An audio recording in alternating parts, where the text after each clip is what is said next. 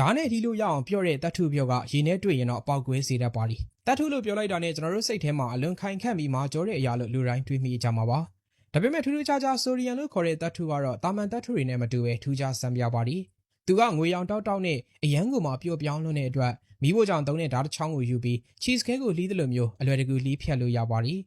ဒါပေမဲ့ဒီလိုနူးညံ့တဲ့အသွင်ပြေနောက်ွယ်မှာတော့ကြောက်စရာကောင်းတဲ့ဓာတ်ပြူအားတစ်ခုရှိနေပါလိဆိုဒီယန်ဟာလီထဲမှာရှိတဲ့အဆိုဓာတ်ဒါမှမဟုတ်ရေနဲ့ထိတွေ့လိုက်တာနဲ့တပြိုင်နက်ပြင်းထန်တဲ့ဓာတ်ပြူမှုဖြစ်ပေါ်လာပြီးဟိုက်ဒရိုဂျင်ဂတ်စ်တွေထွက်လာကဝုန်းကနေပေါက်ကွဲသွားတတ်လို့ပါပဲအဲ့လိုမျိုးအလွန်မင်းဓာတ်ပြူရတဲ့ဂုံသတ္တိကြောင့်ပဲဆိုဒီယန်ကိုလေနဲ့မထိအောင်လို့ရေနံစီဒါမှမဟုတ်အထူးစီမံထားတဲ့စီတွေထဲမှာစိတ်မီသိမ်းစီထားရတာဖြစ်ပါလိဒါပေမဲ့ပိုပြီးအံ့ဩစရာကောင်းတာကအဲ့လိုပေါက်ကွဲတဲ့ဆိုဒီယန်ဟာအစိတ်ရှိတဲ့ကလိုရင်းဂတ်စ်နဲ့ပေါင်းစပ်လိုက်တဲ့အခါမှာတော့ကျွန်တော်တို့နေ့စဉ်စားသုံးနေတဲ့စားအဖြစ်ပြောင်းလဲသွားပြီးအန်နီရယ်မရှိတော့တာပါပဲသိပ္ပံပညာရဲ့စမ်းကြယ်မှုအရဆိုဒီယန်ဟာသူ့ဘာသာသူရှိနေရင်အန်နီရယ်ရှိတဲ့ဓာတ်ပစ္စည်းတစ်မျိုးပါရုပ်ရှင်တွေထဲမှာပါတဲ့လှိုင်းတူတွေကိုဘယ်လိုဖန်တီးကြလ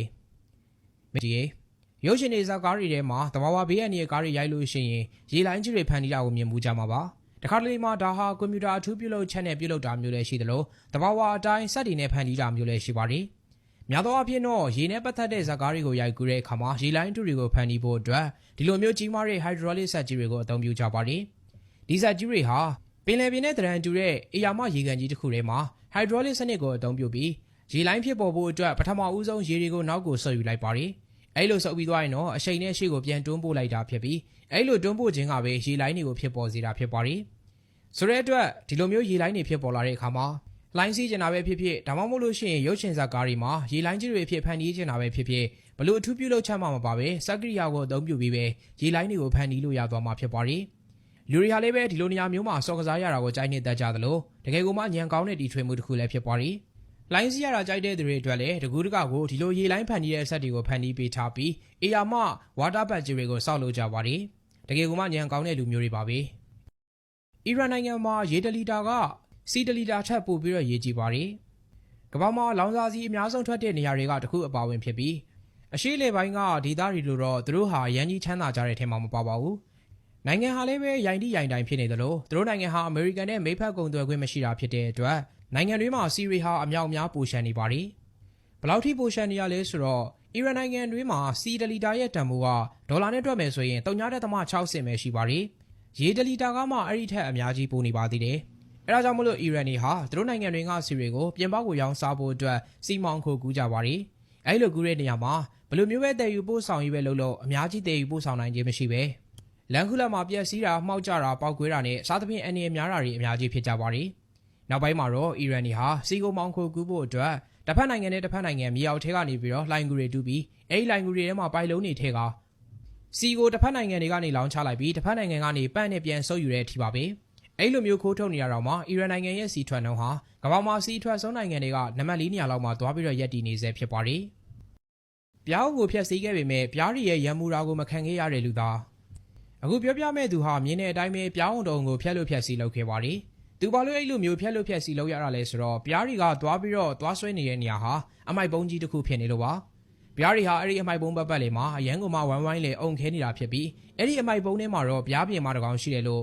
ပြားနဲ့ပတ်သက်ပြီးတော့ကျွမ်းကျင်တဲ့သူတွေကဆိုကြပါတယ်။ဒါနဲ့ပဲအဲ့ဒီလူဟာသူ့ရဲ့ခန္ဓာကိုယ်မှာဘာအကာအရံမှမွေးစင်ပဲအဲ့ဒီပြားအောင်နေဆွဲနေတဲ့အမိုက်ပုံးကိုမယူပြီးအထူးပြုလုပ်ထားတဲ့ပြားရီအနေနဲ့ပြားသက်လက်ဆွဲနိုင်မဲ့နေရာမျိုးကိုခေါ်ဆောင်သွားခဲ့ပါတယ်။အဲ့ဒီပြားဆွဲတဲ့နေရာကိုရောက်တဲ့အခါမှာတော့အမိုက်ပုံးကိုဝုန်းကနေခါချလိုက်ပြီးနေရာအသစ်မှာနေစေဖို့အတွက်လုပ်ပေးလိုက်ပါတယ်။ဒီနေရာမှာထူးခြားချက်တစ်ခုကပြားရီဟာသူတို့ရဲ့မူလအိမ်ကိုဖျက်ဆီးသွားတဲ့သူကိုနည်းနည်းလေးမှရံမမှုသလိုတကောင်ကမှလည်းသူ့ကိုသွားပြီးတော့မတုတ်လိုက်ကြပါဘူး။ဘာကြောင့်ဒီလိုလုပ်ရတာလဲဆိုတော့သူတို့ဟာဒီလိုမျိုးနေရာရွှေ့ပေးတာကသူတို့ကောင်းမှုအတွက်ဆိုတာသိကြလို့ပါအဲ့လိုနဲ့ပဲတပြန်တလန်ဒီပြားလေးတွေဟာနောက်ထပ်အိမ်အစ်စ်မှာပျော်သွားကြပြီးသူတို့ဟာပြားရီလဲရသလိုသူတို့နေထိုင်မှုအတွက်နေရာလေးရတာမလို့အဲ့ဒီလူကိုရံမမှုပဲပတ်ဝန်းကျင်ကိုလည်းဘာအနေအမှမပြုပဲသူတို့ဘာသာအေးအေးဆေးဆေးနေထိုင်သွားကြတယ်လို့ဆိုပါတယ်မိနစ်ပိုင်းလေးတွင်းမှာရင်ကိုလိုချင်တဲ့ပုံစံကိုပုံဖော်ပေးနိုင်တဲ့အရေးတွေက 3D ပုံသွင်းဆက်3D printer တွေလိုမျိုးအလွှာလိုက်တစ်ထက်ချင်းစီနိုင်ပေါင်းများစွာစောင့်နေစရာမလိုပဲမိနစ်ပိုင်းတွင်စက္ကန့်ပိုင်းတွင်မှရုပ်လုံးကြွပုံရိပ်တွေကိုဖန်တီးပေးနိုင်တဲ့နည်းပညာဟာအခုခါမှာတော့အနာဂတ်ရဲ့ထုတ်လုပ်မှုလောကကိုတဖြည်းဖြည်းချင်းဝင်ရောက်လာပါပြီ။ကြီးလိုက်ရဲ့လွန်ကြည်လင်တဲ့ရေအစည်းတွေထည့်ထားတဲ့ဘူးလေးတွေကိုလေဆာရောင်ကြီးနှစ်ချောင်းထိုးလိုက်ရုံနဲ့ပုံရိပ်တစ်ခုဟာလေထဲမှာတဖြည်းဖြည်းချင်းပေါ်လာသလိုအောက်ခြေကနေရုပ်လုံးကြွလာတာဖြစ်ပါလိ ဒါဟာတာမန် 3D printing ထက်အစပေါင်းများစွာပိုမိုမြန်ဆန်ရုံနဲ့မကပဲအလွန်သိငယ်တဲ့အသေးစိတ်အစိတ်ပိုင်းလေးတွေ micro detail ထိတိကျစွာပုံဖော်ပေးနိုင်တာပါဒီနည်းပညာရေးလေးဝက်ချက်ကတော့အလင်းနဲ့ဓာတ်ပြုခြင်းပါပဲအဲ့ဒီအစည်းရေဘူးတွေကိုမတူညီတဲ့အလိုက်လျားရှိတဲ့လေဆာရောင်ကြီးနှစ်ခုကစုံမတစ်ခုမှာစုံလိုက်တဲ့အခါမှာအဲ့ဒီနေရာကအရေးဟာချက်ချင်းဆိုသလိုမာကျောတဲ့အဆိုင်အခဲဖြစ်ပြောင်းလဲသွားပါသည်